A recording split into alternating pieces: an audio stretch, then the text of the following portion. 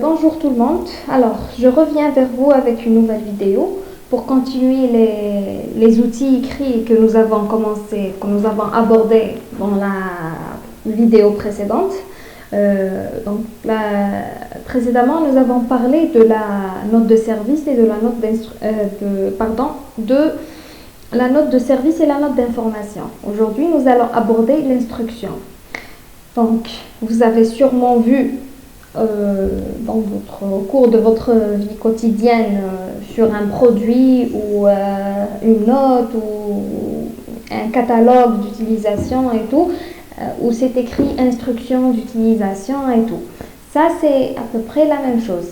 Mais là, c'est un document interne qui concerne une entreprise. Donc, c'est un message interne à l'entreprise qui a pour but d'expliquer les étapes à suivre, tout comme les instructions d'utilisation d'un produit. Donc, pour la réalisation d'une tâche, des étapes de réalisation d'un travail, etc. Donc, l'instruction doit être datée, détaillée, écrite dans un ordre chronologique, puisque c'est des étapes à suivre. Donc, on ne peut pas commencer par la dernière étape puis revenir à la première étape. Donc, les étapes doivent être ordonnées. Elle doit être formulée sur un ton impersonnel et affichée près de l'endroit où elle doit être appliquée. Donc, les instructions en général ne sont pas signées. Donc, elles sont datées mais pas signées. Donc, la mise en forme doit être claire, suffisamment claire pour faciliter la consultation, c'est-à-dire quand elle est affichée devant un immeuble, etc., elle doit être suffisamment claire et accrocheuse. Voici un exemple d'instruction que j'ai fait moi-même pour pouvoir comprendre à peu près qu'est-ce que c'est que ce document.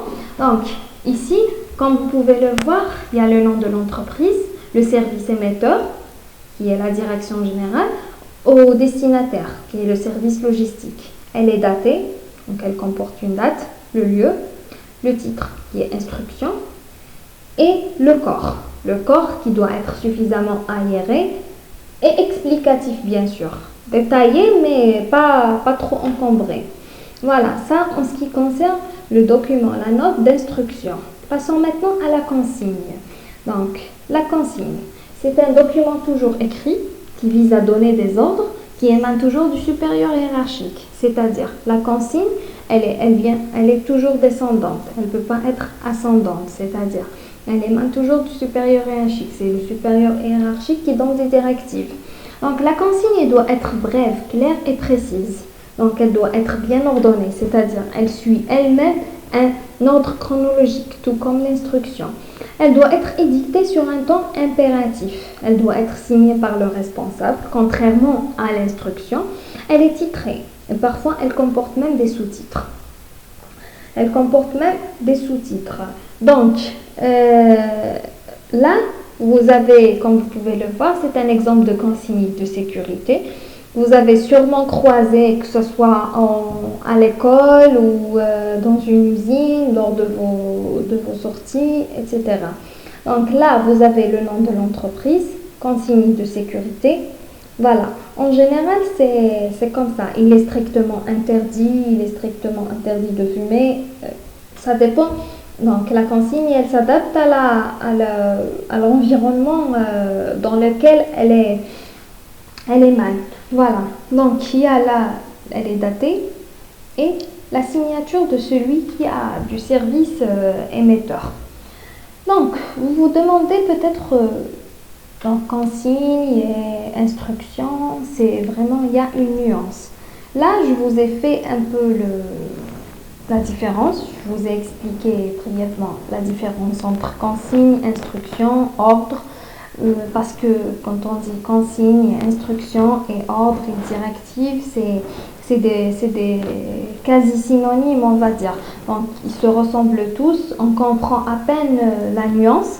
Donc, la consigne, c'est une instruction formelle, c'est-à-dire, il y a instruction, il y a consigne. Donc, la consigne, elle est plus formelle que l'instruction. Donc, l'instruction, elle est moins impérative qu'un ordre. Donc, c'est ça l'ordre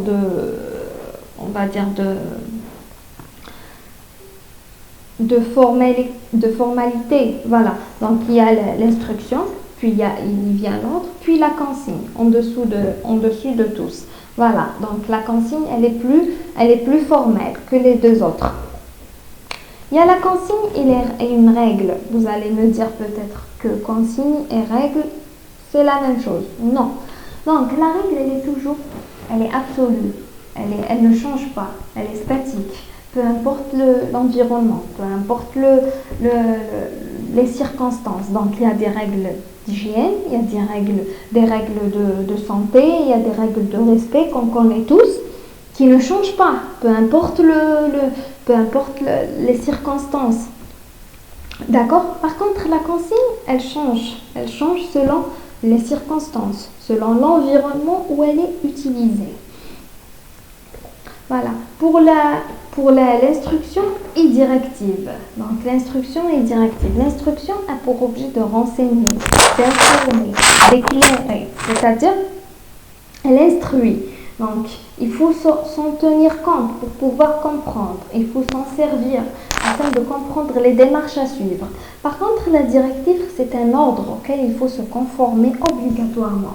Autrement dit, donc, les instructions sont formées d'énoncés que l'on prend bien soin de garder en tête.